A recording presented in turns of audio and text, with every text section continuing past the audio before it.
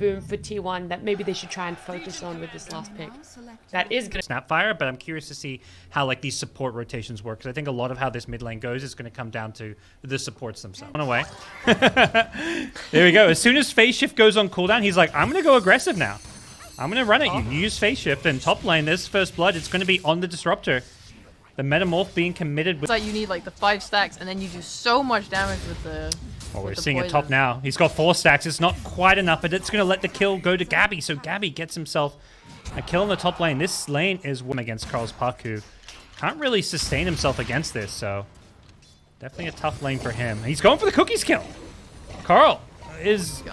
Oh, wow. Carl actually held onto the jaunt. He still gets low. The burn damage over time, he survives on 50 health. Yopaj is looking for it. The Scatterblast through is not going to be enough. Nicely played by Carl. As top lane, they go in and Zephyr gets a kill onto Skem with the rotation. So T1 bring both supports to the top lane. Heads up play from Carl mid. I feel like Yopaj thought he was going to jaunt away, and he threw the cookies mid, and he just didn't jaunt. Mind games. Okay, so we're moving in towards 6 minutes now as well. So we lot of movement. Okay. Just gets chopped down by the raid. On the map. So he's just like happy farming. He's like, yeah, I'm just gonna farm. I'm gonna get my travels, and then I'm gonna start moving. I'm gonna start doing things. Puck probably feeling maybe a little bit more pressured in that sense. Bottom Cuckoo could be in some trouble. Gets Sprout blocked in with the Yopaj rotation on the Snapfire. They've still got a Scatterblast, so Cuckoo is gonna get eaten alive by the shotgun. Nice rotation from Yopaj. Yeah. Oh, and now Yopaj is doing a TV straight off. Yeah. They were looking for more. They've got the kisses too. The banish was used, but they're going on Gabbi. Gabbi's trying to run, but he needs a Sunder target. He hasn't even leveled the Sunder yet. He jukes into the trees. One more kiss will hit him, but he's not going to go down. The magic stick charges was just enough. Instead, they lose the Shadow Demon and possibly the Mirana as well. So a great rotation from Yopaj. Gets both supports. Fortunately, minute rune coming up. Yopaj cookies forward and bottles himself an Invis rune. Nicely played, but now he's being called up. He's going to break it instantly. Have they got any detection for this one? Drops a sentry. And Carl going to actually join himself forward. The glimpse going on to the support there as he finishes off Yopaj. Nicely done by T1 to get that kill. Yeah, very dangerous to kick yourself in there. Snap is not the...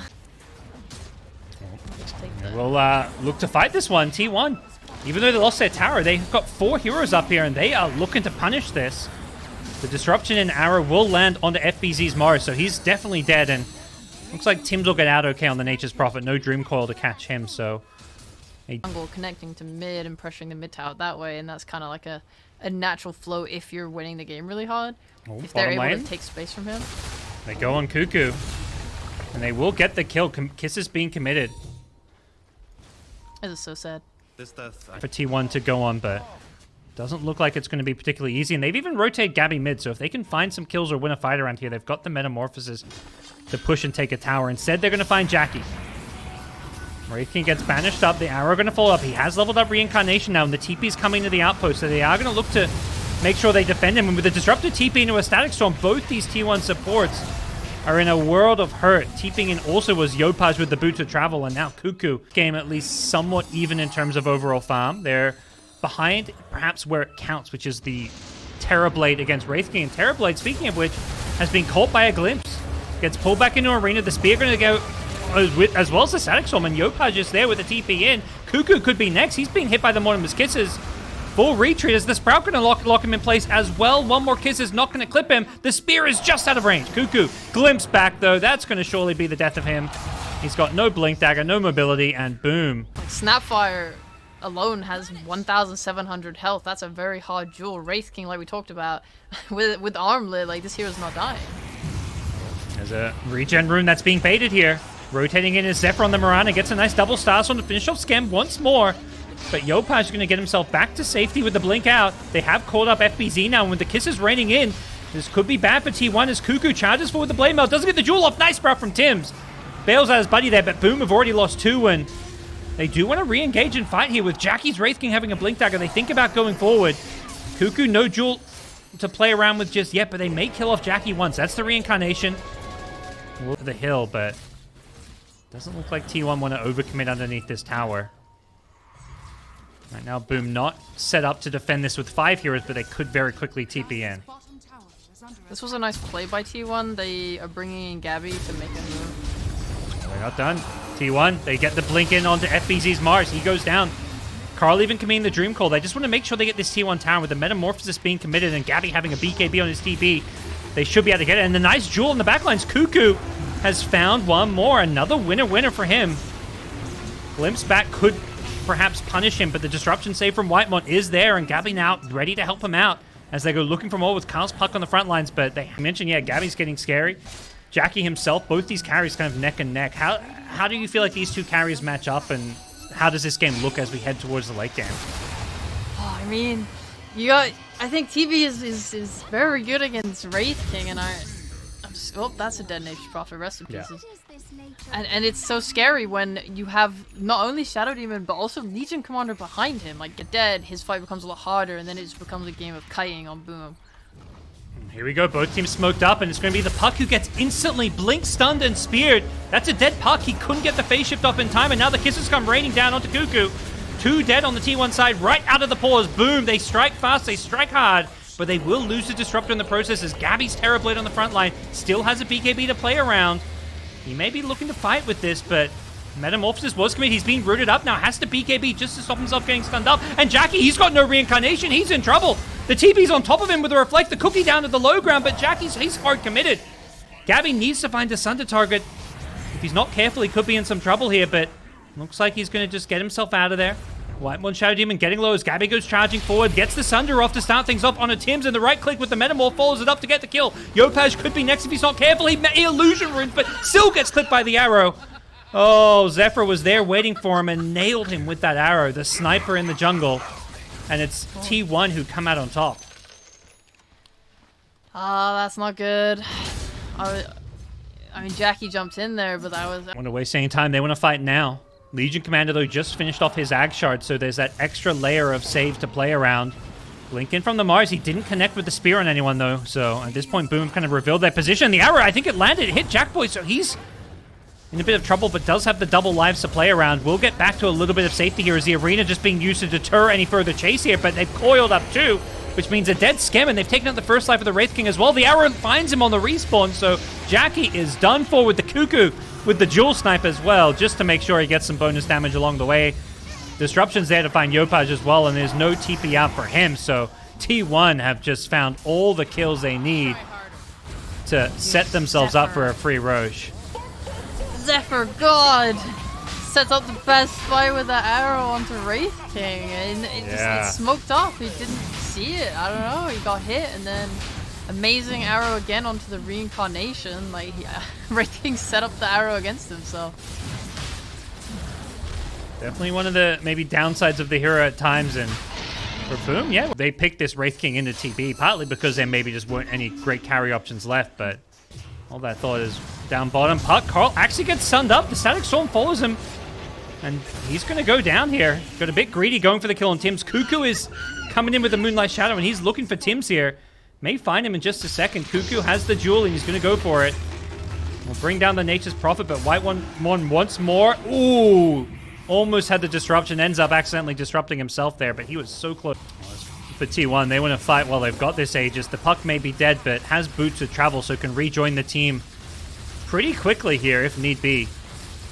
But they do have to address this top lane that's constantly being pushed in by Nature's Prophet Treants and the Mars as well, clearing out waves. So they'll get the bottom tier 2 tower, but looks like they're going to be forced to come top to defend. But they want kills up here as well. Carl shows himself on the way, but Cuckoo is in the trees. They find a kill here. Puck goes in forward, gets caught in the Static Storm, but the spear pushes him out. Oh, and he also gets bailed out by the nice press the attack, giving him that temporarily magic immunity. Gets rooted by the Nature's Prophet. That Aghanim Scepter causing some, issues chasing, but it's not really offering any kill threat. Adding some waves. Arrow is going to land on Jackie here, but he's being ignored. Smoke behind. Just cut the wave. Boom. They're making a move. They want the backline. But Cuckoo scouts it out on the Legion Commander, and now instead it's going to be FBZ catching out the Mirana. And it looks like that will be a dead Zephyr here, but he pops the pipe. He's surviving a bit longer, almost gets another leap out of there. He will end up going down, but the TB just took melee racks. Nothing defending top. You kind of just have to let it go. I mean, oh, hold that thought, bottom lane. Carl We've seen this one before. It's the puck. Carl getting a little bit too over-eager with some of his aggressive farming and getting punished for it. So Boom doing a good job hunting down Carl several times here, but can maybe deal with TB last or something. What? Maybe if... I mean, Mars has so many on to get. Got the duel onto FBZ. He is very, very dead. Mortimer's just not going to crack it here in terms of the damage output, and Jackie is just losing the battle against this Terrorblade. There's no Metamorphosis, but Gabbi doesn't seem to have a problem with that because he's just going to BKB TP out. Good job taking the Wraith King's first life. Also Stone. These greedy core players. I do respect FBZ going Yules on Mars this game. I think it's really helped them kill the puck. Really nice idea. Yep. Well, speaking of that puck, they found Skem, and Skem knows it. He was just throwing his life to D-Ward, but they're not done. They've also caught FBZ here, and without a BKB, another duel kill going the way of T1. Cuckoo up to plus 140 now. I mean, like, they picked it seeing the mid matchup, right? I mean, the fight's about to break out. I'm kind of... Yeah. Don't worry. You got some time. You got some time. Oh, I'm scared. Both... They want to contest this Roshan. Puck finds the backline support, so gets the Droom Coil out onto one. It didn't hit the Disruptor and the Yule Scepter, and he's going to be in the Static Storm himself. Gets bursted down on the Shadow Demon. They've killed off the support. Both sides trying to see what they can find here as the Wraith King's lost his first life, and that TB just eats him alive with the dual kill as well. Going Cuckoo's way, plus 170 now. Now it looks like T1 aren't done. They're still hunting, looking for more. They commit this without much of a fight. And we'll see if there's a response from Boom to defend this bottom lane or not, because I don't think T1 are done. They've still got this Aegis in hand on Gabbi.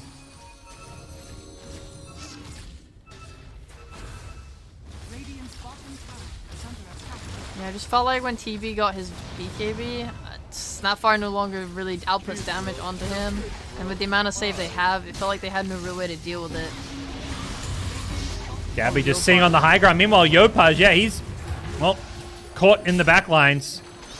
Completely in no man's land, getting tipped up here as Carl tries to finish off the Wraith King on his first life. Unsuccessful, but what really matters perhaps is the base going down. Mega Creep's about to be picked up as Carl just zones him away, keeps him in the fountain, keeps him away from Gabbi, who is just having a flawless game on this Terrorblade, it feels like.